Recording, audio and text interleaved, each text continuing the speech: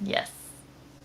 Well, hello, everybody. Welcome back to the Bell Tower for an all new episode of For Whom the Bell Tolls. It's been a few weeks, maybe almost a month since we've done this. And you guys, I could not be happier with our guest tonight. I'm going to introduce her in a minute. First, I would just like to thank everybody who is joining us here live tonight. You really are the life of the stream. So if you've got questions or comments or just want to chime in with something positive, feel free to do so in the comments. And as the conversation goes, if I feel like there's stuff that I can incorporate from the chat, you know that I will do it. I want to thank everybody who is watching this later on replay. You know what to do, you guys. You put hashtag Team Replay in the comments and you let me know when you're watching and where you're watching it from so I can schedule some more live streams that accommodate your schedules, not just mine. All right, folks, we have a guest tonight that I am just fired up to have. And I had asked one of our mutual friends, Andrew from Andrew's Wizardly Reads, maybe about 8 or 9 months ago, about Lezlie from the Nerdy Narrative, because I was thinking about what guests would I like to have come on this program. And he said, well, Lezlie is a great guest, but she just doesn't do a whole lot of one-on-one interviews. And I don't know if you'll Yeah. be able to get her or not, but you can certainly give it a try. And so I didn't ask her for quite some time because I was like, you know what, let me get my feet under these live streams a little bit. Let me kind of make this an easy thing for the guests. And graciously enough, Lezlie agreed to do this. And I just want to welcome Lezlie to the Bell Tower. And please tell everybody how you are doing tonight. Well, thank you for having me. I've kind of, I just, if I don't feel like I have anything new to say or share, I just don't do any live streams. And then I kind of get overwhelmed with things. And then I'll just kind of step back. But it adds to my mystique. So then I can come back and be Absolutely. like, what's up, guys? So, Absolutely. but yeah, just been kind of dipping my toes back in. I'm more of I like to talk about books, which is Hmm. I have a BookTube channel, and so the conversations that are more on me as a boring person, I'm not as big as a fan of. Rather than be like, hey, let's talk about this series or this book or this Sure. author. Then I'm in. I'll talk Then all day Then long. you light it up for it. Great. Well, we're going to do both. We're going to talk about Lezlie the person because Oh, I'm so one of the. boring. Oh, you're not. I promise you some of the questions that, and folks, you know me, I do come prepared. Oh my These are goodness. these are not boring kinds of questions. And hopefully, That is yeah, hopefully they're somewhat new and fresh for you that you've not been asked a million times because I like to do that. Before we even get into that, I want to shout out some people that are in the chat. Of course, John A. Douglas, fantastic author, got my early seat here. Hi, John. Good to see you. Delicio, amazing patron. Hey, Brian, waiting for this one. Have a nice stream. Well, me too. Sarah Beth's here. Hi. Me too, John. Nice to see you. Looking forward to Brian and Lezlie. Me too. Look at this. John A. Douglas, once again, two of my favorite book peeps. We agree. And Heidi, of course, says stranger ringing the doorbell, which is her nod to First Law versus Lezlie of the Long Eye. Oh, I've got my husband. He is starting First Law. He finally got caught up on all of the Dungeon Crawler Carl books. Okay. He is listening to The Blade itself. I am literally about to die. That is fantastic. So to follow with what Heidi's asking here, have you Yes. read The Age of Madness? Have you read that Love Joe trilogy? Abercrombie. Yes, I've read all of First Law, even the short stories. Yeah, me too. He's just man, it's like it's everything that I like about fantasy plus an amazing sense of humor. And that's so hard to find. And I'm sure we're going to talk about Dungeon Crawler Carl, tonight. And but there's another example of where we get really lucky when we find great fantasies that make us laugh as well. And what is Sarah Beth saying? Lezlie, you should bring up the Stranger Times. Brian has the first book in the series and Oh, heard the fifth is it coming. is. Yes, Sarah Beth sent The that to fifth me. is yes, the fifth is coming out later this year. I already have it on my calendar. The Stranger Times is just absolutely wonderful. Awesome. Wonderful. We're going to talk about that too. Darko is here from the channel Kindles and Kicks. Evening, everyone. Lezlie is awesome. So you can always come on the show, Lezlie, for an ego boost. You will always find people that say, "Oh, we're so glad to, say this." Renerdified says, "I paused Mr. Minton and Jacob's Oh monthly wrap up gosh. for this. Honestly, you could probably leave it playing, and in 3 hours it'll still be going." Renerdified. So, John, I already got you, and we're only like a minute into the stream, and I've already had a John roast. Hooray! Janny Wirtz, he has notes. Yes. Hey, good evening. I always love it when Janny joins us. It's makes me be on best behavior. I love it. Sam says, "Hi, all." And you know what, Lezlie, we may not even do questions because if this just all comments all night, then we'll just read some of these. Ryan says, "Hey." Chris, the writing gesture, says, "Good evening, Chris. Good evening back to you." All right, I think I got most of the comments, and we'll keep going as it is. But let's talk about book for a minute. Lezlie, can you remember the first book that you fell in love with? Whew, gosh. So it would have to be the earliest books I remember reading were The Babysitter's Club, of course, and then graduated to Sweet Valley High, and then graduated to the little white paperbacks of the Nancy Drew series. They weren't Okay. written by Carolyn Keene, but I think they were a writer under her. Nancy Drew, Hardy Boys. When I was a youngster, there was this book that I checked out so many times from the library. I even loved it so much, I got tired of getting picked on for checking it out that I was recording it. I had my jam box where you would have to press down play and record at the same time. And Absolutely. Yep. I I had one. recorded myself reading the book, and that was Kissing Karen Keppelwhite.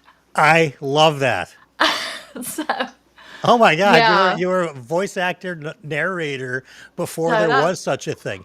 I was probably 9 years old. So That's that's the awesome. first one that, I mean, if I went so far as to record myself reading the book, I mean, Sure. that probably has to win the trophy for first That's book I awesome. fell in love with. Let me ask you, when you were checking that book out a million times, did you have to write your name in Yes, somewhere? Same here. I am that old. Yes. Same here. So I had the same kind of a thing with this book called The Big Joke Game. And you would look at who's checked it out, and it said Brian Bell like 30 times, and like occasionally one or two Oh, people mixed in.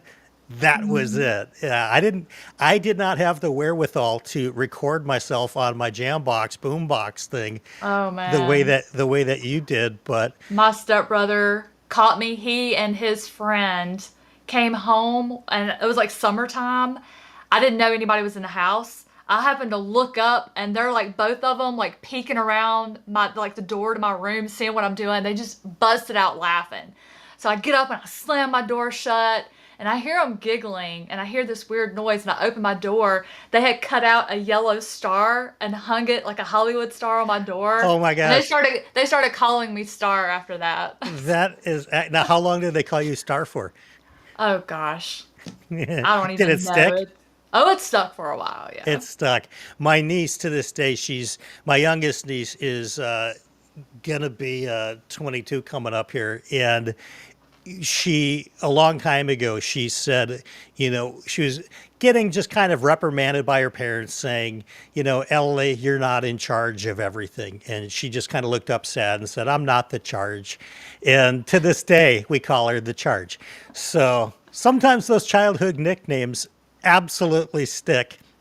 100%. I love that we have that in common, though, that we had that book that had our name plastered all over it Oh man. on the inside. Let me ask you, if we weren't talking about books right now, what's something besides, because you said, "Oh, I'm boring, Lezlie," but what's something that's besides books that you feel like you could talk about for hours if this was just a different channel Oh, altogether? let's see. Basketball would be the first. Have you followed I am basketball like your whole life, I or was at a where did game that start? last night. So I've only watched NBA for about the last Okay. 6 years. Okay. And that's because Mike Krzyzewski Yep. retired from Duke. I've been a Duke Blue Devil since I was 17. I loved his program. And when he retired, I lost interest in watching college ball anymore. And I was like, okay, Okay. well, now it's time to start watching NBA. So I naturally gravitated towards teams that had some of my favorite Duke players. Okay. So I started watching the Celtics and the Nets. And since we moved to Orlando, I was like, oh, well, we You've have got an you've got a NBA team. team. Yeah. And we have Paolo Banchero, which is one of the last players that Coach K coached. So Awesome. I said, okay, well, we got Paolo Banchero, and he is just franchise player. But we have season tickets to the Magic, and that's where we were last night. That's So, awesome. What's the feeling you get when you're like at that game and it's close and you win? Is it oh, just I'm euphoric? surprised I have a voice. I'm surprised I Are, have a are you a voice. screamer at the game? Oh, yes. I am very loud. That is your husband like that too? No, no. I mean, You're he's doing it for gotten into both of you? it. You're doing it for both of you guys? I'm doing it for both of us for sure. But he gets a little bit into it, but I nowhere near my level Oh my at gosh. all. So So you are a basketball fan through and the through. mascot knows who I am. You got to be kidding me. He blows me kisses every time. He knows where I sit, and he'll come out and he blows me kisses. Oh my God. You got to take a photo sometime and just throw it in the middle of Oh, one of I your have book tons of streams. photos with him. Yeah. Oh, Well, my TBR video, I had left out my patron pick, so I okay. filmed it at the end, and we're like on the way to a game, and I have I have a mascot hat. It's a stuffed Okay. hat. I had the hat on, and people are like, "What is that hat? You need to wear it more often." What is the Orlando Magic mascot? Because I A don't even know. It's dragon. a dragon. Stuff. Okay. His I name is Stuff the Dragon, and he is the cutest. He is the best mascot. Even if he wasn't my, You'd even still if I like him the wasn't a best. Magic fan, I would still Well, love yeah, I mean, it's a dragon, so you got to say absolutely. Very cool. Renerdified says, my buddy used to do PA announcing for Magic G's league team when they were in him. Lakeland. Oh gosh, we have a pretty good. So Mac McClung has been blowing him out, and he's got a broken thumb, and he's still putting up points like nobody's business. And he's won the NBA All Star Weekend, the dunk contest 3 years in a row. That's never been done before. Oh, that's awesome. Very, very cool. I was the other night. I was watching. See, folks, we're going to talk about whatever books, whatever. Now we're talking about basketball. I was watching the greatest hits of Larry Bird compilation the other Oh night, my lord, my dad and loved Larry Bird oh, when he was I was a little. huge Larry Bird fan. I mean, when I was growing up, it was right in the heyday of the Celtics versus Lakers, and I was big time Celtics, for that. And so Larry Bird to me was just great. And I just watched him the other night doing that compilation. I was like, oh man, they don't make him like Larry Bird anymore. No, I Just, mean they used to have fist fights on the oh floor, and yeah, the refs just let it go. I'm like, absolutely, bring absolutely. it And back. they showed actually when the Celtics had won a championship, the entire stands emptied down onto the basketball court. And I think right now, if you tried to do that, everybody would be arrested and it would be Yeah. not such a great thing. So anyway, off of basketball, you've been on YouTube, folks, because when I do these episodes, I go back and I watch people's shows, really from the start of when they did, and they all give me that same sigh, like, "Oh my God, I'm so sorry that you had to watch that," type of sigh. But it wasn't bad by any stretch. I've certainly seen, I mean, you've definitely got way better, but it's not like you need to delete it or anything like that. But I won't take them down. Some people are like, why don't you, if your old stuff that doesn't have the quality you have now, why don't you just yeah. take them down?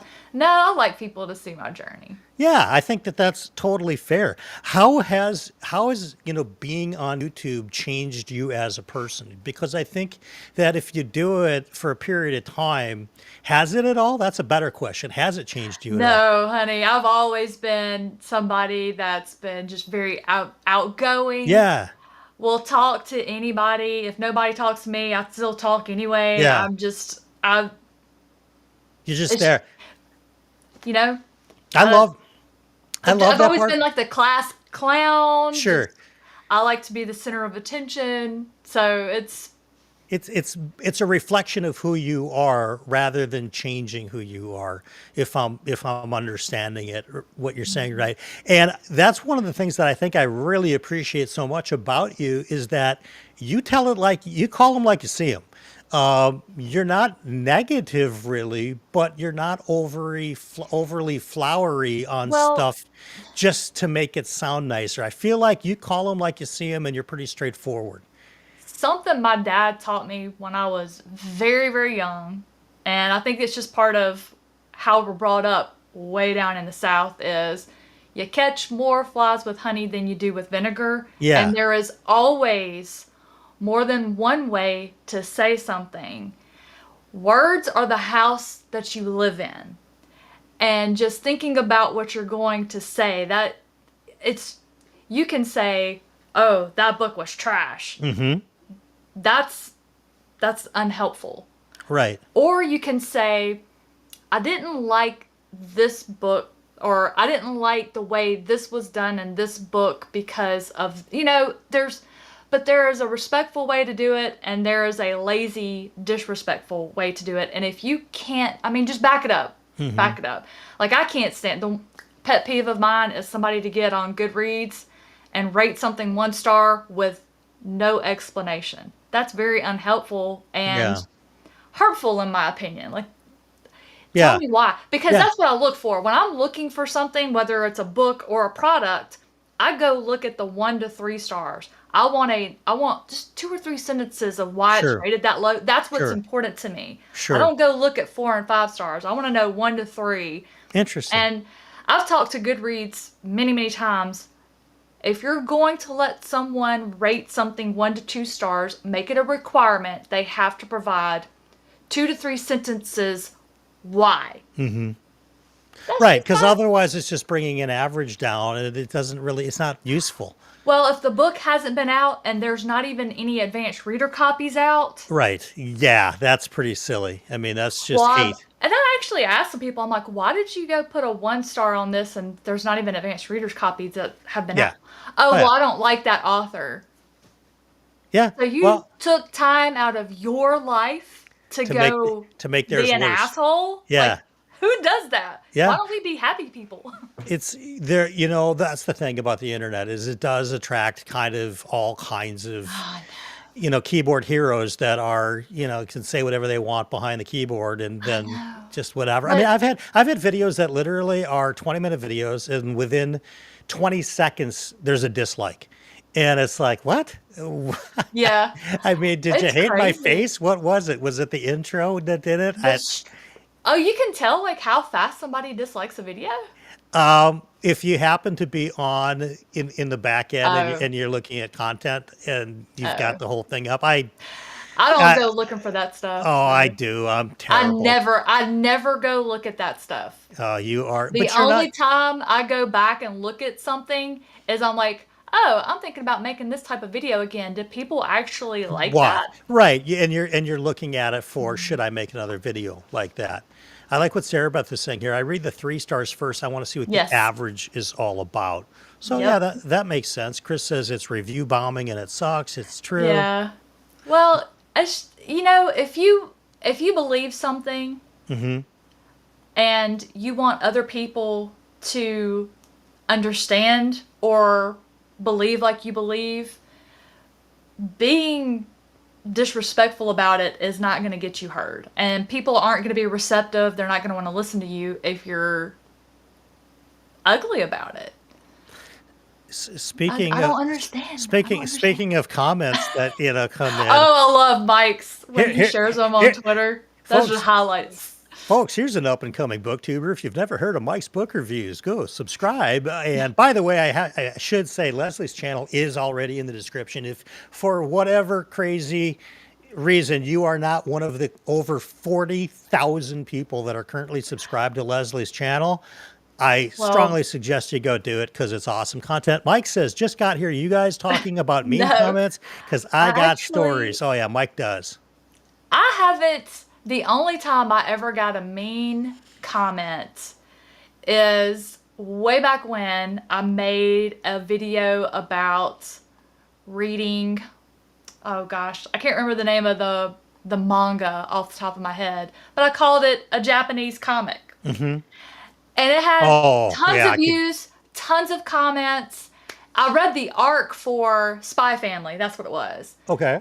And then all of a sudden, after that video had been out for months, somebody got so mad that I called it a Japanese comic, which manga, if you say what is the English word for manga, it will say comic. And if you go to Japan, on the outside of their manga stores, it says in English comic. Yeah. So somebody got so mad that I said comic that they they went down to hundreds of people who had commented on the video and said, this bitch doesn't know it's manga. Oh my God.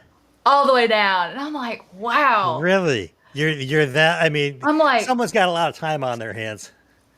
you spent all that time Yeah, showing everybody how big of an asshole you are. right. Kudos to you. Thanks. And I was like, hey, thanks for the engagement. Absolutely. I mean, that's the whole thing. The algorithm doesn't care what the sentence says. The algorithm wants to say, hey, Oh man. people are commenting on it. Mike says, to be fair, Yeah. folks do the same with Yeah. comics. It's a graphic novel. Yeah, I Yeah. mean, it, I'll call them picture books now. right, exactly. I'm like, this book with pictures. Evie says, can't say but want to stop and say, hey, Leslie. Hey, Hi. Evie. Yeah, do. Yes, thanks for Yeah. watching. Exactly. That's the whole thing. So, is there anything you think people might assume about you from your channel that isn't true? I used to get a lot of people say I never hated a book, and I would say you're not watching very many of my videos. Yeah. I'm like, I just don't. I like positive. I You're not the like being ranter. happy. Yeah, Yeah. I like talking about stuff I love. Yeah. I don't want to talk about stuff I don't love. But in my weekly videos where I just talk about everything I've read, I do talk about like if I DNF'd a book, Sure. I'm like, I didn't finish this because it just wasn't what I wanted to read right now. There have been plenty of books that I didn't like. I've even one-starred some of my favorite authors. I'm talking top favorite of all time authors. I'm like, no, I do not like some books. Y'all just Sure. aren't listening to those. Yeah. And maybe you just come across as being, positive in the way that you're saying it, so it doesn't seem like that. I don't know. Yeah, I I guess mean, so. you don't. Yeah, you're definitely not a ranter on your channel, which is really good. Do I dare ask what you gave the 1 star to one of your favorite authors to? Oh gosh, it was The Babysitter Lives by Stephen Graham Jones. Or maybe I Okay. think it was a 2 star. I finished it, so it was a 2 star, but I hated that book. And he is an auto-buy author, and he still is. I've Just be, read and that's nothing of some him. folks they'll quit Yeah, because they come across something and I'm like, this man writes something different. He does something different in just about everything he writes. right. So he's written probably over 50 books by now. He just wrote his first vampire book that came out this month, and it was just unbelievable. That's awesome. Phenomenal. And I know that's definitely in your wheelhouse, and we're for sure going to get to that. If you had to describe your personality as a book genre, what do you think it might be? A book genre. Yeah, I told you you're going to get Oh questions here that man. no one's ever asked you before, right? Well, that is very difficult. I read all I genres, know you do. but You can mix some in. You could say I'm a little mix of this and a little mix of that. I would say probably teenage Leslie was horror. Okay. And then young adult Leslie was self-help. Okay. And this is happily ever after Leslie. I love that. So, yeah. So there has been a growth arc in the Leslie narrative. Yeah, where I mean, obviously I have always daydreamed about being that person that one day somebody's just gonna appear out of nowhere and be like, all right, you really belong to this other world. We've hidden you here, your royalty, but we Sure. hid you here with magic because we were hiding you from these people back on our planet, and now we need you to come save the world. I can think of nobody better than I would, hope would get on that spaceship and save the planet, Yep. because I think you would do a bang up job. I do check my I would mailbox try. daily for my Hogwarts invitation. It still has not arrived. I might be slightly too old. I don't know if I can pull off looking like I'm 8 anymore, but Yeah. I'm still checking the mailbox every day because you never know. You read, and you were talking about vampire books. You read lots of dark fiction, and Oh, I love it. and it's funny because Mike is in the chat. He reads a lot of horror. This dude's in the chat. He loves horror. We like talking story very much. Howdy, brother from the South. What when you think about this dark fiction, and you've read a lot of it, has any of it like genuinely scared you? And like, if Oh, so, like yes. what? And what would scare you in dark fiction? Serial killers. That's why I love reading it. At my age, it's important that you have good heart health. And what Yes. better way to get that heart rate up? I'm not. Do you Why watch go for date? a Do you look? watch Dateline? Because What? I know people that cannot Nah. stop watching Dateline because they want to know about the serial killers. I can sit still to read a book or play a video game or watch basketball. I don't sit still very long to watch TV. Got it. I will literally, the only time I watch TV is Saturday and Sunday mornings with my husband. We will watch a couple of hours while we drink coffee and hang out. Like we're Cool. watching Reacher season 3. Okay. But we don't spend a whole, I'm a doer. Yeah. So So not so much TV, but so back to the book question, I guess. So serial oh, killers yeah. get your adrenaline, Yeah, you I mean know. that's real life stuff. Anything that's real life stuff, that's what scares the hell out of me. And I do it to myself because I have a very overactive imagination. Okay. And like there was this one particular night I was reading The Goners by L. Stevenson. It's 10 o'clock. My husband has to go to his job site to do a update. Okay. So he's about to leave. I've just finished this serial killer book and it has an open ending. And I tell you, I swear, out in the courtyard, I heard a noise like clothing sliding down, like our privacy fence, like somebody was climbing over the fence and like slowly sliding down. I'm scared these stuff, and I'm like, Chris, you cannot, you can't go to work and do this update now. That no, you Like, got to stay and protect the house. It's a serial killer on the loose. We and have an then open there's ending. and then there's the paranormal horror. Sure. It's there was one of the Patience of a Dead Man. And this was about a revenant. And I mean, I finished reading that book. It scared me. Because he was so descriptive with the sounds, describing the sounds. And I'm telling you, I'm walking through this house. Every dark corner, I'm staring so hard into it that I'm giving myself a headache because I'm Yeah. like, is there something there? Yeah. That's just, are you, when you go, are you a roller coaster lady? Do you like going, so you're, okay, so you like the Oh yeah. adrenaline stuff. Yep. This seems kind of like, okay, that would be, I am not. And so I don't read a lot of that fiction because I'm like, you're going to give me some recommendations when we're off camera on what I need to read to get that And there's different you know levels too. So heart pumping. And of course Heidi says here, Mirror of Her Dreams is almost that story. And John says, yes, Leslie, preach, horror is where it's at. John got me to read horror without telling me it was horror. And, he's, that's a good friend right he there. is. He's the Did you greatest. enjoy it though? I loved it. It was Joe There you Ledger. go. It was urban fantasy with some horror in it. And I've read John's book and it's got some horror in it. Oh And yeah, see, I love the blends. The yeah, blends are phenomenal. yeah. That's what When you read John's book, you're going to flip. I have it. I'm reading it either next month or the next. You're going to flip. No, it's next month because I want to do it so I can talk about it close to time that it's going to publish. It's such a genre blend. It Yeah, that's really right up my is. alley. There's like 4 or 5 different genres all in there at the same time. And Alicio says horror books are not like horror movies. They're more about the psychological aspect of things, really. Yeah, that's why I love to read so much because it's like my imagination and the author are like working together to give me the best experience possible. And when you get a very atmospheric novel, the author's just really good at descriptions, like just heart-pounding moments, like where it's describing they hear something coming up the stairs and they're like, okay, we have 15 stairs from the first flight to the second. I've heard 14 steps. And you're like looking out and it's like, I know if it takes one more step, I'm going to see whatever it is.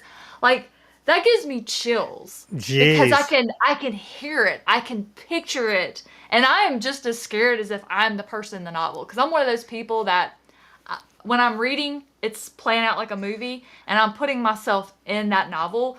Just like any animal that's in a book, I see them as my babies. Gotcha. Yeah. Somebody who else is So like that? I think Fantasy Awash Laura is like that as well. Yeah. mhm. Oh my gosh. That's so. But you mentioned that you were reading that serial killer book at 10 o'clock at night. So it kind of begs the question: do you dream Yeah. about this stuff? If you Oh are yes. reading horror books, does that affect your Yeah. sleeping? Absolutely. My husband will come down. He's like, "Are you sleeping with the lamp on?" I'm like, "Oh, I just must have closed my eyes for a minute." Yeah. No. You're like, nope. I'm leaving this light on. Hmm. Oh my gosh. Yeah. See, I think one of the reasons why I haven't read so much horror is because I very intentionally try to determine what I'm going to allow in my brain because of the subconscious stuff, the dreams, Yeah. the thoughts that come out of nowhere that I otherwise may not have had if I wouldn't have read it. Like that creak you hear in your house. If I just read a story about a serial killer and the only thing, the last person that everybody heard was the creak in the floorboards. Mm. When I hear Oh it now, because I gosh. haven't read it, it's like, oh, it's just the creak in the And floorboard. see, audiobooks take it up another level when you have a good narrator. Cause I was listening to Widow's Point by Richard and Billy Chismar, Okay. and the narrator did such a great job that I think I was mopping or something, and I was doing the motion, and I like my elbow brushed against one of the curtains, and it was just at this really intense part. I about peed myself. I damn near came out of my shoe. I'm like, you know what? This book, I'm gonna go finish it sitting out in the courtyard in the Yeah. sunshine, where where I'm gonna like sit my back against the corner of the fence where I can see. Nobody can come up on And is that one of your biggest fictional fears? I mean, I would think that when you read quite a bit of horror, um, you can develop, fears of fiction. What scares you? Like when you think about not so much real life, but if you were in a fictional story, what would be just terrifying to you? Do you think? so much. Yeah, So much. Tons of everything, probably. I would be scared of no air conditioning. that's true. Well, in Florida, with the I mean, my humidity and the heat. lord. I'm sitting here about to sweat as it is. I can't imagine. Well, we got 9 inches of snow here last night. So, Oh, You can have that stuff. oh my gosh. So air conditioning, that's a fair thing. I'm going to say hi to Dr. Chase, popping in to say hello to you lovely people. I can't stay for too long because the Grand Poobah will excommunicate me from the Illuminati if I don't get Mystic River read ASAP. He's not wrong. I mean, we've That's not coming up. excommunicated anybody yet. I mean, if I was a betting man, it'd probably be John before him. So, Poor John. oh, John joins. John's in the chat just to be roasted. So it's okay. We're not kicking him out. No, no, no. Joe Burns here. Two of my favorites. Have you read any of JCM Burns' books? Yes, have you? I have, and as a matter of fact, I will Which be one are you starting. on? I will be starting book 4 Oh, you're in ahead of me. I'm April. on Blood Reunion. It's literally sitting right here. Yeah, it's good. Vampires, I Yeah, think. yes, yes, yes, yes. There are. Um, yes, would cause it to be the Illuminati.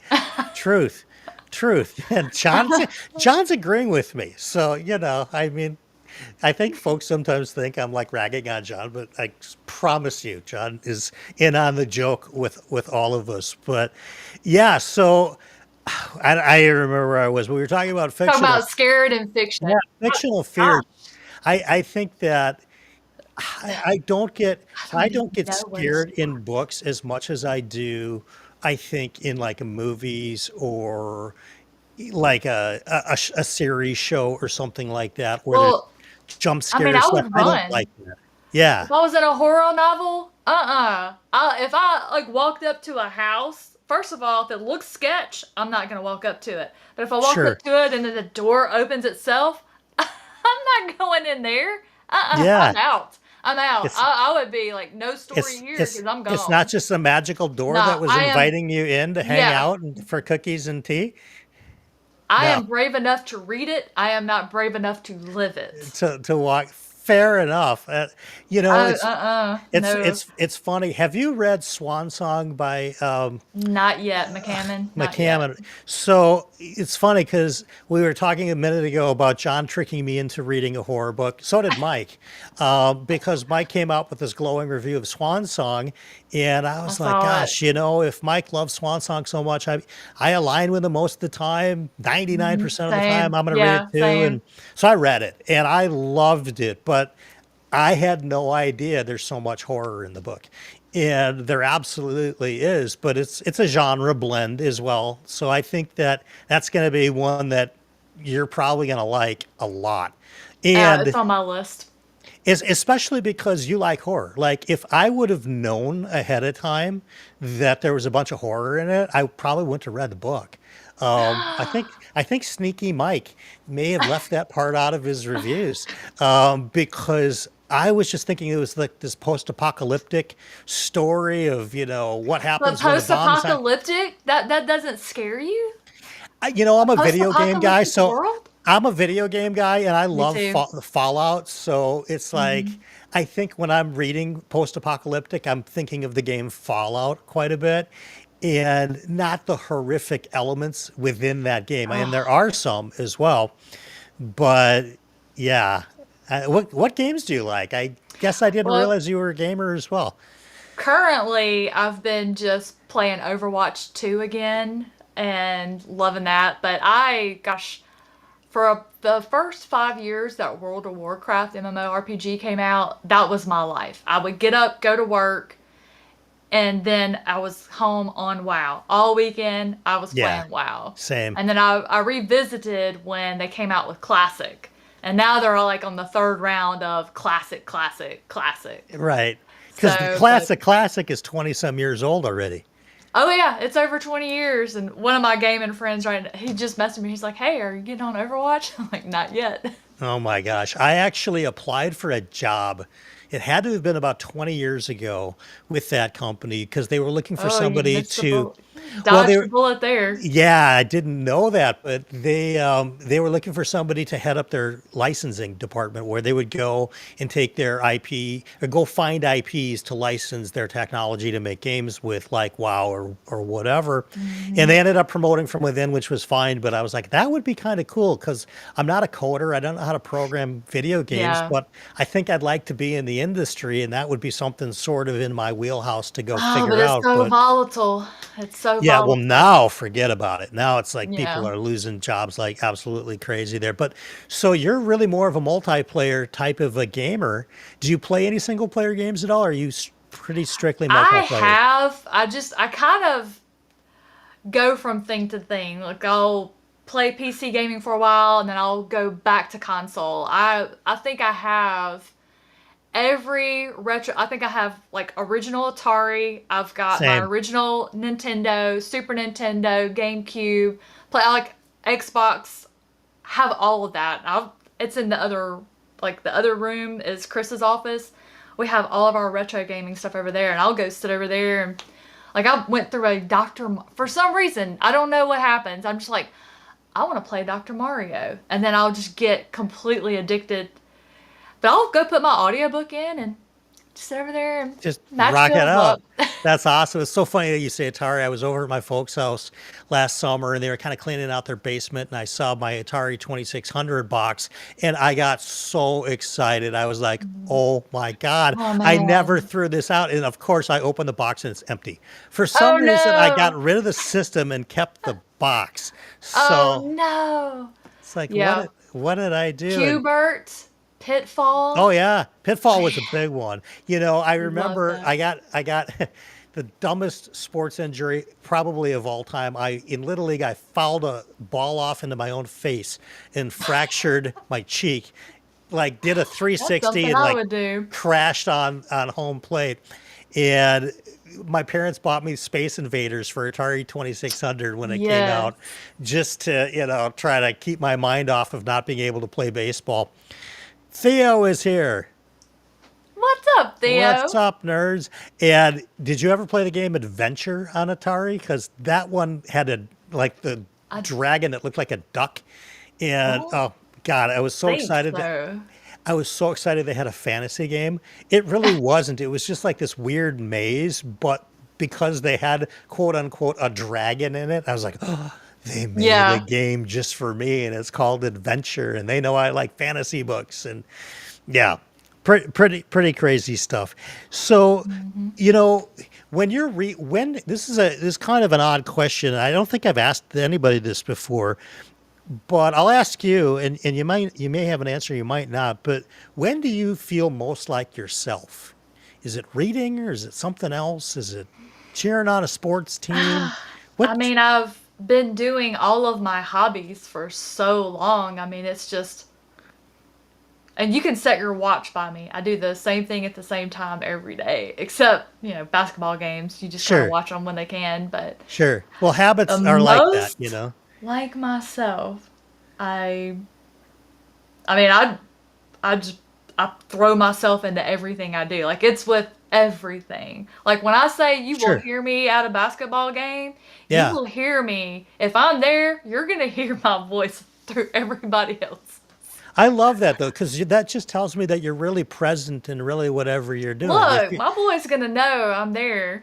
right, if it's in the basketball game, you're really present there. If it's in reading a Mhm. book, you're completely present in that. Mhm. So, I mean, I think that that's something that a lot of us aspire to, because a lot of us, while we're doing something, our brain is somewhere else, Yeah. and that Oh, I see. I can't do that. that kind I'm not a multitasker.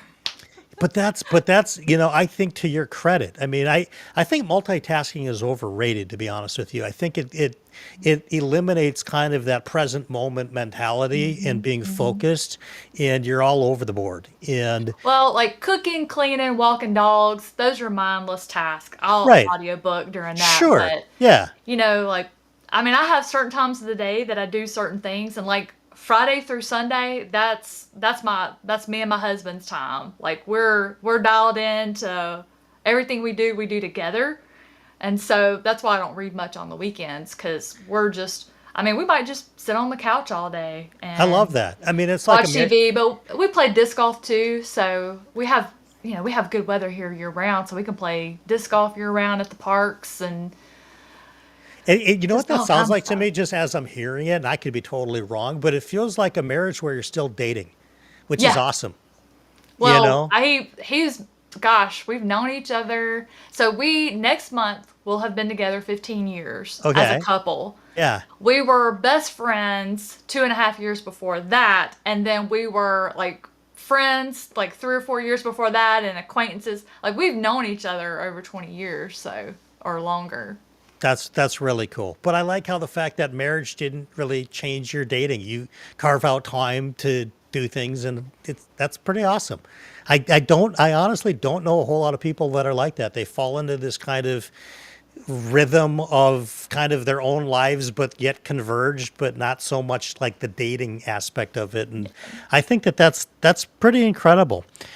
So here's another kind of question that I don't know if I've asked anybody or not, but if you had to spend a year living in the world of a book that you've read, where are you going? Oh, only one? Well, you could pick Only a one couple. You world. could pick a couple. Only one I world. do want to have you back on the show, but it might be a minute before I get to repeat guests. So if you need to take a couple, that's cool. Okay. Well, I would love to be part of the Straw Hat crew in One Piece. Yeah. That would be phenomenal. I would, gosh, I mean, there's What would most of them. would you have a power? What do you think Hmm. you'd be? Because we know what Luffy does, and we know what the sword guy does. Oh man, what would I do? I have no idea. I haven't thought that far into That's it. okay. You just want to be on I'll the have to part of the think on crew. that one. You would just Yeah, I like don't to care be. what it is. You would like to be in the One Piece world. Yeah. It seems So, like a kind of yeah. a cool place to be. I've the only thing I've done with One Piece is that I watched the live action show when it was on Netflix, the whole season, and I've Insane. read. I mean, I have that first three edition of the East Blue that Hmm. I've read, like maybe I don't know 30 or 40 pages of it so far, and I enjoy it. It's just you know how these TBRs go. And I Yeah. saw in one of your videos that you make time like every morning or something with your coffee to read a little One Piece, to read a little manga. We won't call Or it a comic. we won't call it Yeah. a Japanese comic here Yeah. because we already A know that book, a picture book. a picture book. Nub says the Shire for a year would be Yeah. rad. You know what? I would There's like the so Shire many because I books. would actually be tall in the Shire. So I might, I I might, would be a giant. yeah. So there's this book called Over London. It has two authors, and I think one of them is named Tony Johnson. Brendan McDonald is the audiobook narrator, but it's called Over London. And it's called Over London because it is a city that is on airships that are tied together that floats over London. And there is an airship pirate who has been caught and convicted of her crimes, and as a result, she now works for the crown as a privateer where she's supposed to catch bad guys. Has no clue how to do it. So she gets a client who comes to hire her and her little crew to do a job, and she's like, "Well, how should I go about doing this?" So the client tells her how to do the job, so he ends up solving his own case for her. I think that would be a lot of fun. I think I That would be would cool. get along really well in that world. Oh man. It would Yeah. definitely have to be fantasy. I would want to be something involving magic. Well, we know you don't want to be in the horror. You know, horror's great to read, Oh but no, you don't want to be no, living in. I would be the first one that would like fall running away and take it to the back. Mm-mm. Oh yeah, I would absolutely be the first one dead, no doubt about it. You know, when they invite 10 people to the house and 9 are going to get murdered, I'm for sure that number. Oh man, there's a serial killer smut trilogy that I love. The Ruinous Love trilogy. I doubt that's like a modern day, but it's about three Irish brothers. I would love to be there. I would want to steal one of them There from you go. their women. We But then won't again, talk. they're serial killers, so maybe not. Yeah, Chris isn't there. You know, he's stuck on Earth. You know, you're there. You're gonna be there for a while. So Yeah. I think we'll allow it. I think that that's okay. Oh my gosh. Yeah. So fantasy for sure, because magic would be cool. You know, Hmm. I think fantasy over sci-fi for me as well. Although I would like to see Yeah. some of the cool technology. You know, Pfft, I can live without it. you could live without it. You're not a I wouldn't be sci-fi able to. person, yeah? Well, no, I am. I You like to are. read about it, Yeah. but I wouldn't be able to function. I would not understand. I wouldn't be able to keep up with the learning curve. Yeah. So, nope. I like to read about it. I like to watch movies, especially the sci-fi horror blends like Event Horizon. That's still one of my Sure. favorite movies of all time. Something like Alien. Interesting. Interesting. But yeah, I wouldn't want to live in one of those either. No, absolutely not. Somewhere fantasy, somewhere with magic, somewhere where there's not too many dark alleys to be chased down. I think that that's fair enough. Let me ask you about the nerdy narrative channel a little bit. You've been doing this for 5 years, about I think somewhere's around there. You have close to 1,000 videos. I didn't realize Oh that until wow, yesterday. I didn't either. You've got, yeah, you're approaching 1,000 videos. That is an incredible run. And before That's we went live, Leslie and I were crazy. talking about, how when she got started, she's going to do it for a month or two, or maybe a year or two, and kind of see how it went before getting equipment and all that stuff. But did you think you'd ever put 1,000 videos out? And what's kept you going through all of this? Because BookTube has changed and meandered and swerved in 5 years for sure. BookTube has, Lily hasn't. Yeah, I agree. I just keep marching to my own little beat over here. Whenever things get crazy, I just stay out of it and keep doing what I'm doing. My goal, what I enjoy doing, and the purpose of the channel is I read a book. I'm like, okay, let me tell other people about this book, what I liked about it, what I didn't like about it, who I think would like it, and should they buy it or maybe try it from their library first before Sure. investing in it? Because books are so doggone expensive now.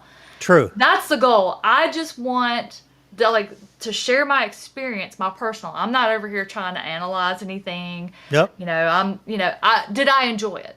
Yeah, And I approach it very similarly. I think there's people that are better out there than Oh, breaking me down too. every little Yeah. detail about the book. Yeah. That's not fun to me though.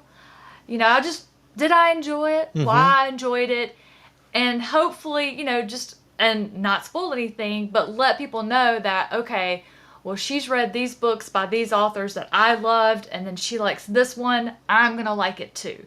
It's simply about making sure that I tell people so they can know make an informed decision about picking up a book. Mm-hmm. If like when people come back and say, I read this book based on your recommendation and I loved it. That's my reward. Isn't that awesome? Like that is the whole reason. So I love when people come back and comment. I Yeah. mean, I'll get some of my earliest videos. I'll have people comment to this day and say, I saw this video and I finally picked this one up. I got it from my library and I loved it, and now I've read everything by this author.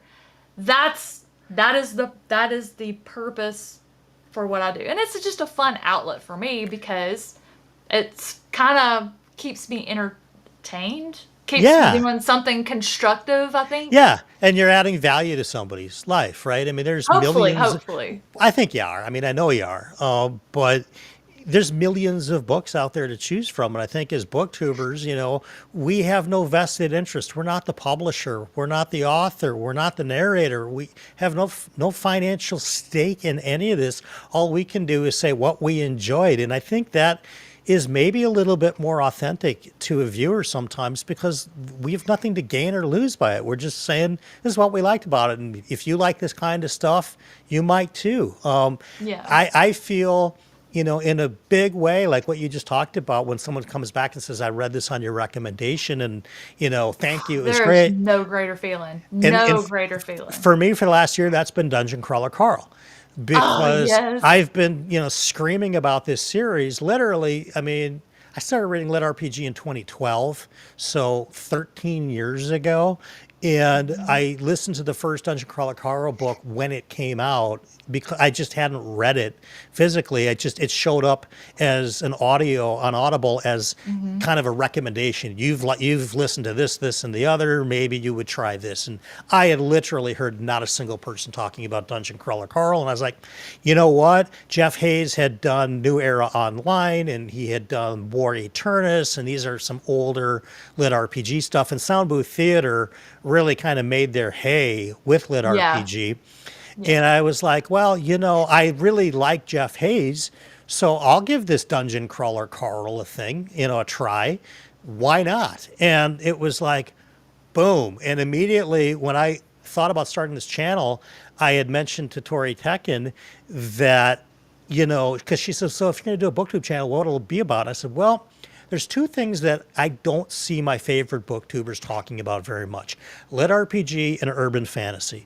And those would probably be my focus. And this is before I started the channel, and it's obviously a component of the channel, but not the totality of it.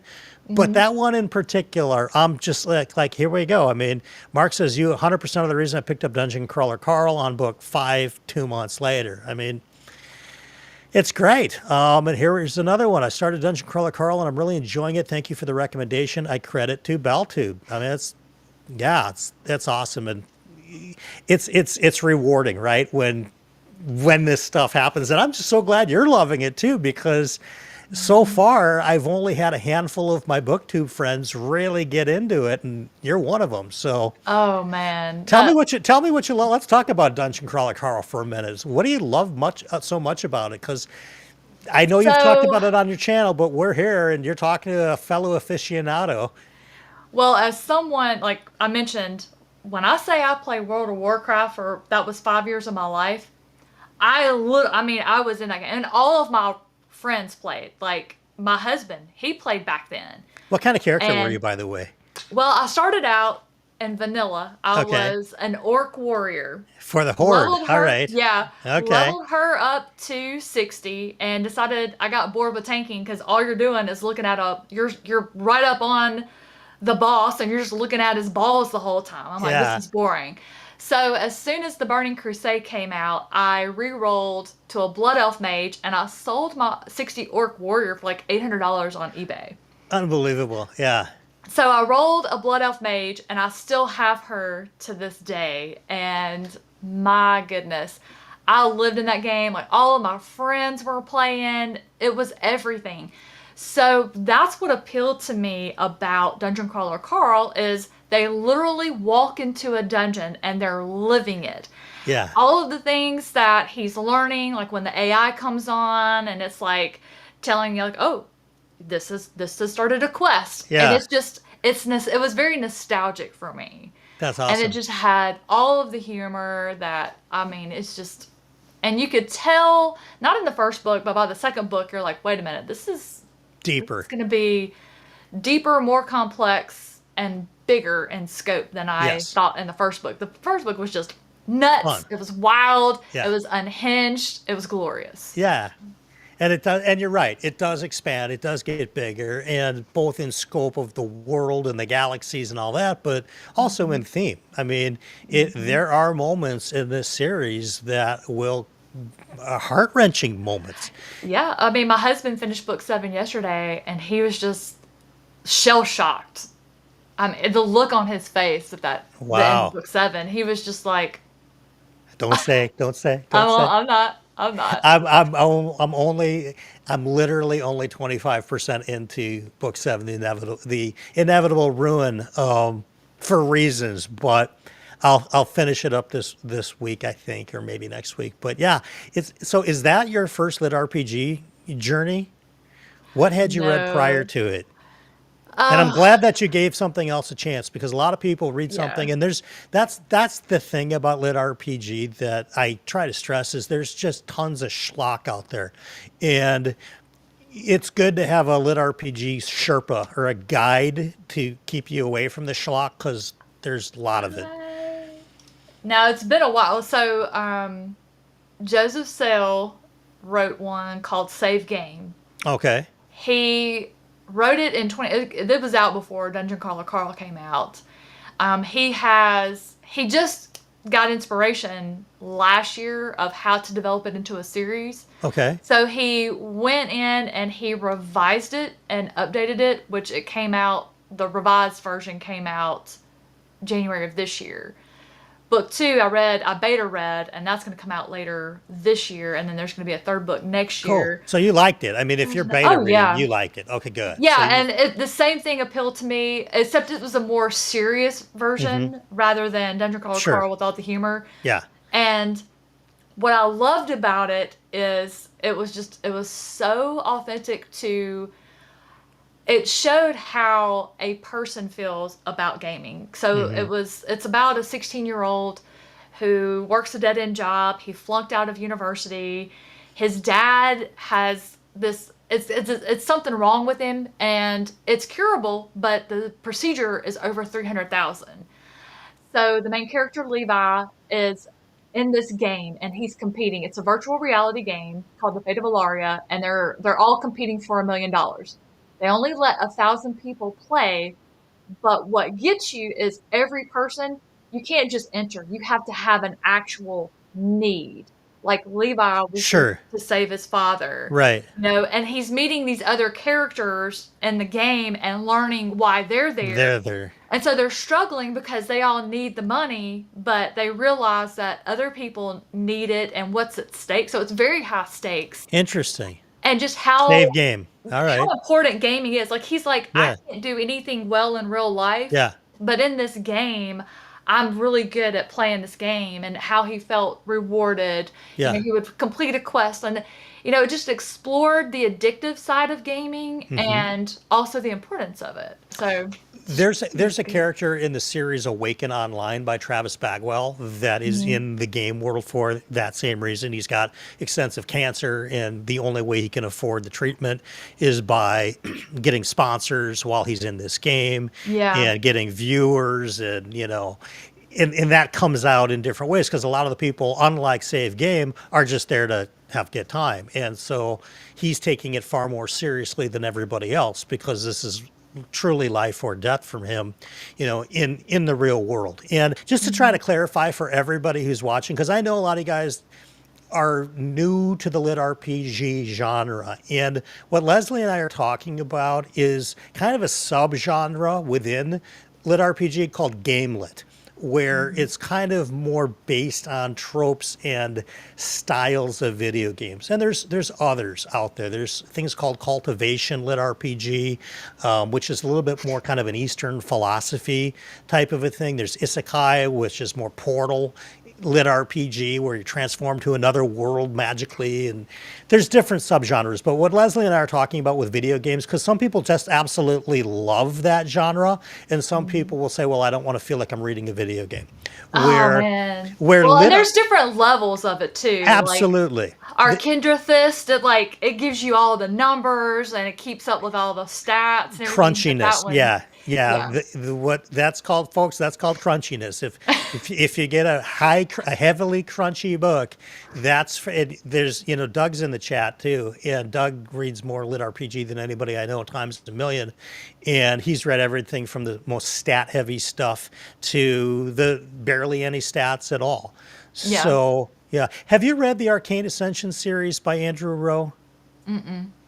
I think you'd like it. You should ask Andrew about that sometime, because for me, that before Dungeon Crawler Carl was real mainstream popular, I would recommend that to people that hadn't tried lit RPG yet, because it kind of has one foot in fantasy and the other Yeah. foot in lit RPG. It's a little bit of both.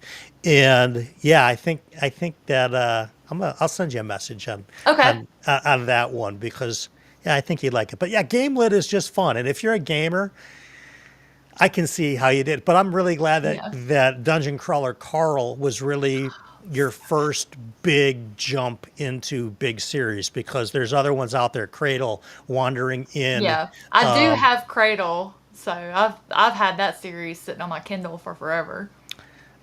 Thoughts and prayers. Thoughts and- You're on BellTube. You're on BellTube. We just, I don't know. Like I said, we don't dunk on stuff on a live stream, but Well, I mean, the author put up like the first 8 whenever I think the 9th book was coming out. So I was like, oh, I'll take free books. yeah. No, I mean, I totally kid you. They sold millions of books. And speaking of Andrew Wizardly Reads, it's one of his favorite series, right? Yeah, And yeah. Patrick, it's one of his favorite series too. It was just shocking for me, who, is like the lit RPG dude in this corner of BookTube, that it just flopped terribly. But could very well be a me thing, folks. So read it for yourself and find Yep. out. Was Yep. there? So we were talking about, you got about 1,000 videos out over 5 years. Has there ever been, at least once or maybe more than once, a time where you thought about just not doing it anymore? Lots. Lots. Lots of times. Lots. What drove those kinds of thoughts? Was it interactions online? Was it just other life stuff getting in the way? The inability to say no. It would be my own fault. Like it's never on purpose, but you'll say, okay, yes, I'll do this. Yes, I'll do this. And then you're working around other people's schedules, and all of a sudden everything happens right around together. And you remember how I said you could set your watch by me, because I did the same thing at the same time every day? When my routine gets messed up too much, it makes me very irritable and I'm unhappy. Like if I don't get my certain amount of reading done a day, I am not a nice person. Like Yeah. It so then gets it would just intrusive. be too much. Yeah. Yeah, it does kind of get intrusive. And Well, and so I, the thing is, like I know a lot of people say BookTube is my hobby, but then they're always like grinding, trying to make money. Like, oh, do this, do this. I need X number of subscribers to reach this, and all the. This is legit a hobby, and Sure. I am not going to let it become a job. And so if it gets too much, that's when you see me like disappear from stuff for a while. Sure. And I'm like, all right, let me reset. And Yeah. then start dipping my toes back. Yeah. So, and I think that can happen too, especially with indie authors sending you books, and you feel like, do you need to read these? Do you not need to read them? I've had people just be gracious and send me books. I've had people just get real upset if I don't read their book. Well, I'm not going to send you it if you're not going to read it. Well, I Yeah. don't know you, and there's a million books out there, but I can see how that can get kind of overwhelming at times, especially if you're Yeah. a pretty regimented person like you are. Well, it's the thing about that is I understand, I can see it from their point of view. They're Mm-hmm. self-published and they're like, Mm-hmm. oh, she likes to read self-pub stuff and Mm-hmm. let me send her my book. Okay, but realize that there's there's one of me and there are thousands, hundreds of thousands of authors. Right. And you're all looking at that subscriber number on my channel and you're thinking she's going to get this in front of 40,000 people. Right. They don't know what views are. Yeah, so that's not how that works. Right. First of all, the majority of my subscribers watch my stationary shorts. They don't watch my book videos. Gotcha. I would say 1% of that 40,000 are book people. Sure. So I just randomly put up a couple of unboxing of fountain pens and they went viral. That's awesome. And so that's just how it happened. But I don't have time. Like I tell authors, Yeah. I'm not taking any more. I Yeah. still have a stack that I'm working on. Yep. So I'm saying, if you're okay with me maybe not reading this for 4 years, if you have zero expectations, That's what I say too. Yeah. send it on. But if you're, but I'm going to tell you right now, if you hit me up and be like, oh, when are you going to read my book? Just know you need to also provide me with an address of someone to send it to, because at that point, It's going away. like it is, but I've never had a problem. That's I've only ever had one author in 5 years, because when I was taking review requests, I would say, okay, I'm going to schedule you for this month of this year. And that's when I'm going to read it. You can expect to see it in a book haul video in this month. You're going to see it in a wrap-up video this month. You're going to see it talked about in a video in this month. I lay it all out. And I had this one author was like, hey, when are you going to, like 2 days after I sent all that in an email, emails me and says, hey, have you started reading my book yet? And I replied back and I was like, please see my previous response. right. 3 or 4 days later, hey, I'm just checking to see if you started reading my book yet. I said, if you email me one more time, I'm not going to read it. I've told you, laid it out. Yeah. I'm busy until this month. This is when I'm going to read it. I'm not going to read it before then. Yeah. I was like, if you email me one more time, then Send you me can the just, address. Yeah. It was an ebook, so. Oh my gosh. But it's just, and that was like my first year doing it. So, but I'm just like, look, no expectations whatsoever, though I don't accept a book that I don't think I'm going. I don't just take a book because somebody else sent it. Right. I only say yes to something I know I am going to read at some point, unless I die tomorrow.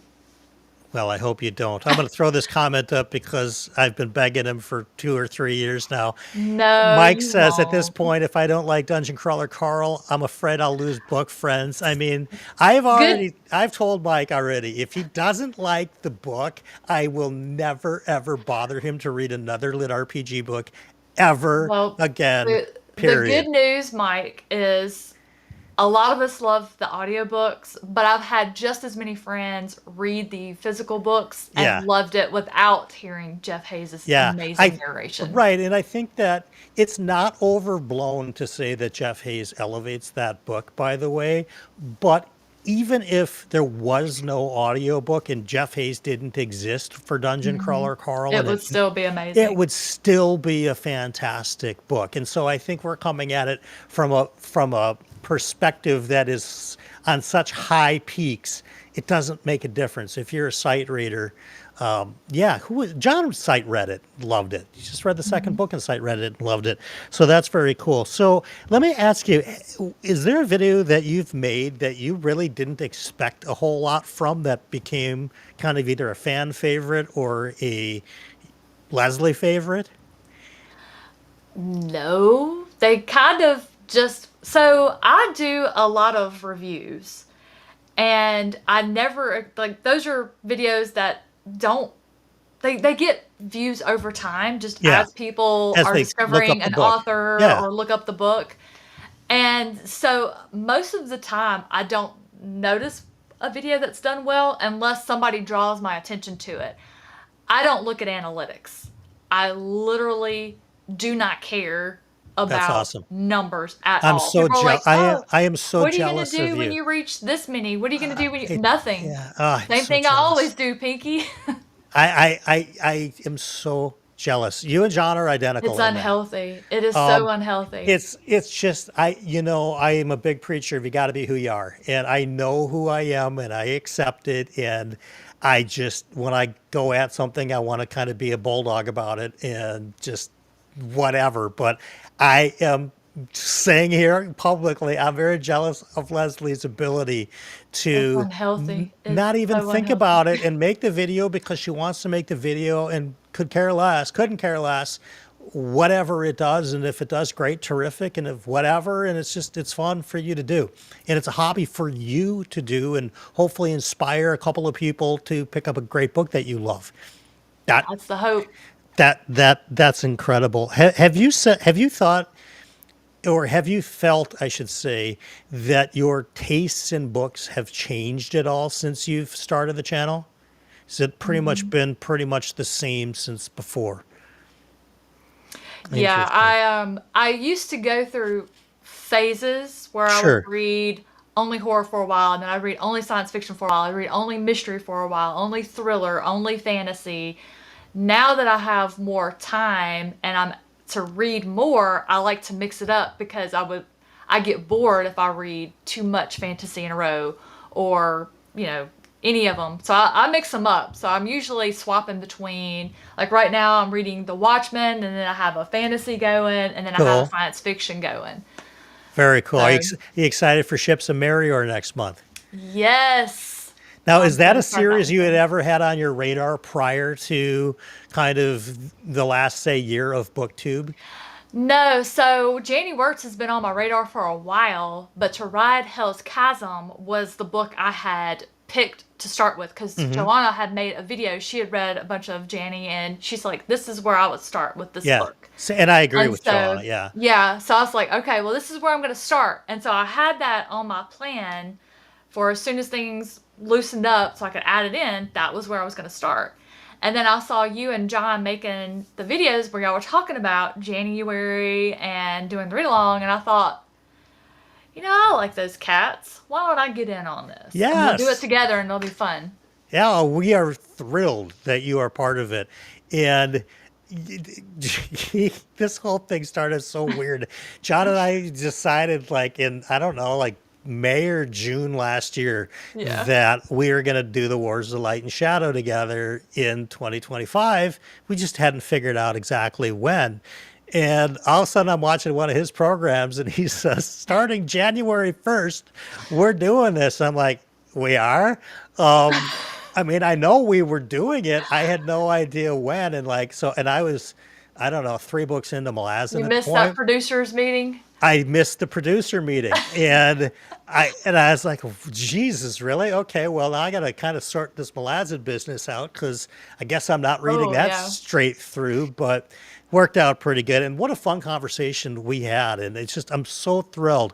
Like I said, and I know John is too, that you're on this journey with this because you have really great insights into a lot of things that don't occur to me. And I just loved listening to that panel talk because I was like, oh my God, I didn't even think of Well, that. And I didn't think of that. it's the kind of book, and I imagine it'll be indicative of the series. There are so many different nuances, so many different avenues and elements that are explored and introduced and developed that, I think we're all going to pick something each different out that we're going to Hmm. focus on and just bring that to the table, and we're gonna be like, oh, well, I was so busy just loving this that I didn't even notice this. I call that rereadability, and I'm a serial rereader. I read stuff over and Do over and you over. really? Tell me a little bit about that because I'm the opposite. I never reread anything. What? I've read, I don't know, for sure less than 10 books in my life twice. Oh man, I love it because so I'm a very excitable person.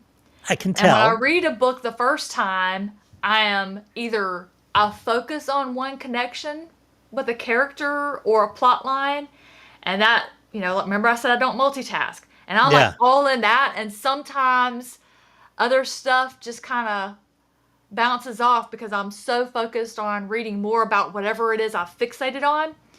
And a reread, I'm like, I already know that fixation, okay? So that was what I had my main focus. Well, on the reread, I'm like, oh, I didn't even notice this. And knowing the ending, I'm like looking for stuff. And it's like, oh, look what they did there. Oh, look at that little clever bit of foreshadowing. Oh, yeah. Sure. So that's the joy of rereading. And sometimes it's just a beloved story that just, like, I usually read Their Eyes Were Watching God by Zora Neale Hurston once a year. Ugh, Because it's a comfort it's just thing. beautiful. It's beautiful, yeah. You know, It's a again, that's something that I am envious of you to be able to do that. And, Derry's like that too, where she can do quite a bit of rereading. I don't know if it's FOMO for me, and I just don't want to miss out on the next book that I want to read, or It'll still just be there. or just like I don't know, there's just so much out there that I want to read that I haven't yet read, that I have a hard time talking to myself into reading something for a second or third time. But you make a Ah, strong case for it, that's for sure. it's just like analytics. I don't care. Yeah. If that's what I want to do, damn it, that's what I want to do. Well, I But think the sometimes, point. I'm just in a mood and I'm like, I don't want something new. I want something Good. comforting. I want something Yeah. that's gonna. I like, I'm in a bad mood. I'm down. I Sure. want something that's gonna make me laugh. So Sure. I'll pick up The Stranger Times or A Dungeon Crawler Carl or even The Martian by Andy Weir. Just Yeah. something that's gonna make me cackle. Sure. You know what, I like that. And two, because when you read something new, you don't know if it's going to be good. And if it's good, you don't know what's going to be good about it. And Well, at least with a reread, you know what you're in for. yeah, And that unknown could have something in it that is too similar of what I'm trying to escape. sure. And then all of a sudden I'm tapped into that and it just brings me Yeah. down even further. So That I makes go for sense. comfort. I think so. And Doug's agreeing with you. My personal lit RPG Sherpa says, I agree with Lezlie. Repeated reads are very different experience than first reads. I think so. I mean, of the all the books that I've read, I think if I was going to reread anything again, it would be the Dark Tower series and probably the Realm of the Elderlings. Those would be the two that I think. And of course, I picked Realm of the Elderlings as 16 books, right? It's just killed the TBR for months on end. But I mean, those are the ones that I feel like I would probably pull more out of on a reread than I did the first time through. And honestly, I read them so long ago that even though I think I remember what happens, chances Oh are, yeah. have you noticed that in rereads that you just completely forgot that whole part, just out of your brain sieve that it goes through? Yep. I mean, I think I reread Dresden last year for the fifth time. Have you read Alex Verus at all? I haven't read Alex Verus yet, but it's on my list. I I have the hope first so. couple on the Yeah. shelf. But another really great urban fantasy. Have you read the Fetch Phillips Archive by I Luke Arnold? I have not. The fourth book is coming out next month, and he narrates them. He's in Black Sails. He's an actor, Luke Arnold. He's a Okay. pirate, and it is so good. It's a urban fantasy where when you meet our main character, magic is gone from the world. Magic has been removed from the world. The creatures who had magic still exist. They're just having to learn to live with their magic on. And it's just, Very cool. You'll have we to. all have that hope that it's That going it's to come coming back. back. Absolutely. So, I mean, what we were talking before, and I'm actually going to be doing my top 5 favorite urban fantasy, series, and one of them I think is so right up your alley, and I don't know if you've read it or not, and that is Sandman Slim. Have you read it? No. Oh, I think that's a Leslie special. That is horror and fantasy and urban fantasy all mixed together. Oh, And yeah, that's definitely up my alley. I'm going to send you a little bit of a premise of what that is offline Okay. because I think it, and they read extraordinarily fast. And I think that there's things that you would absolutely love about it. This is the gritty horror element for sure. It doesn't mix a lot into urban fantasy. So I think I think you would like that. Here's an odd question, but if you could collaborate with any author, dead or alive, to make a video with, who would it be and Zora what Neale type? Hurston. Zora Neale Hurston, So for so sure. tell me, But she's dead, so. I don't know any of her books. Oh my goodness. So So, she was an anthropologist, but she was not famous for her writing until after her death. okay, And she has fiction novels and she has nonfiction novels. Her nonfiction are just as good as her fiction. She's got more of herself in it, but she has some amazing things. So, Their Eyes Were Watching God is the first thing that I ever read by her. It's a classic. yep, you mentioned that earlier. Yeah, cool. And it's about one woman's journey of finding out what made her happy, living for herself. And that led into Moses, Man of the Mountain, which is the folklore, it's the African American folklore version of Moses. Phenomenal. Absolutely Cool. loved it. That's probably my second favorite book by her. Her nonfiction, she wrote a book called Tell My Horse. So when she was learning about people and things for her anthropology work, she didn't just go ask some questions and then do her writing on that. She went to she went to Haiti and Jamaica and lived there for 3 months. She incorporates herself into, she lives there. She gets into the culture. Sure. Does all of the rituals. She learns, she eats what they eat. Whatever their religion, she participated in like watching voodoo rituals and seeing how, like, she doesn't just watch and ask questions. She participates. She learns. And there were so many funny. She even went on a hunt to hunt a wild boar with some of the young men, and oh my lord, it was just as funny as you would Cool. imagine. Like if I would go do it. And so she became a part of these people, and then she would write about it, and it was just so good. That would be an But she amazing guest to have on your show, Yeah, I think. I mean, I've got a collection of her letters that I've been reading because she was very good friends with a lot of the greats from that time as well. And she wrote a lot of screenplays back then, just all kinds of stuff. But yeah, unfortunately, she just didn't get any credit for her literary works until after her Till death. after. Gosh, it seems like great artists that can happen to, painters, that, Mhm. musicians, all of that. Well, you guys have put out an amazing show. There's no doubt about that. I have asked this question to some people before, but I want to ask you too because I think everybody has a little bit of a different answer. And I know that you've been asked this before, but if you have a viewer that's thinking about starting a BookTube channel, what's the best advice? What's the best Leslie advice? For that would come from you. Do not spend any money on any equipment. Use your phone and just film in a room during the day where you can have sunlight coming in, natural lighting. Do not invest any money. You don't need it. I think I filmed on my phone for 2 years and just opened my blinds and used as lighting. Yeah, Consistency.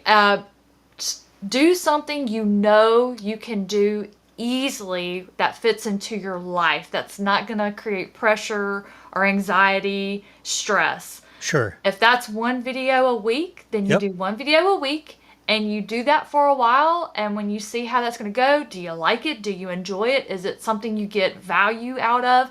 Do you feel rewarded for doing it?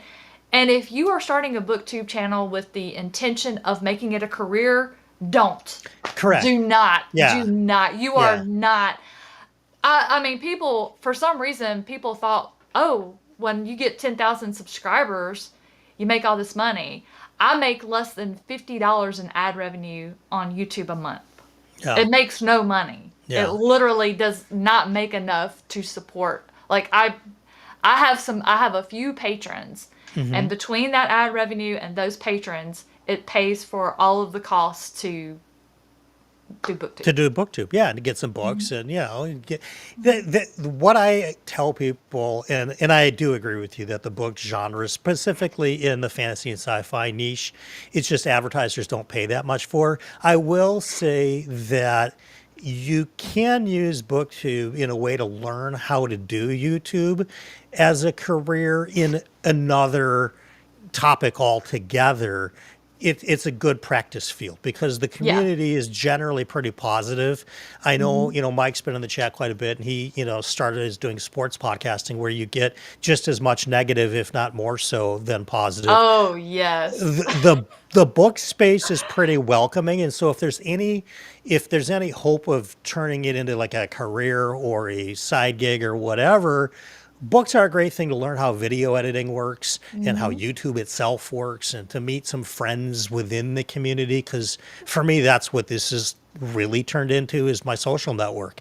Yeah. I talk to my BookTube friends more than my IRL friends right now. Same. Yeah. Just because we have more common interests going on. We're reading the same stuff, or this guy's reading something that I just read, or I'm thinking about reading something you just read. And we have immediate stuff to talk about that's relevant in our life today, rather than, well, hey, how you been? Yeah. What have you guys been up to for the last 3 years? So I think there's some value there. We've been going an hour and a half, folks, and I promised Lezlie I told you it would go quick.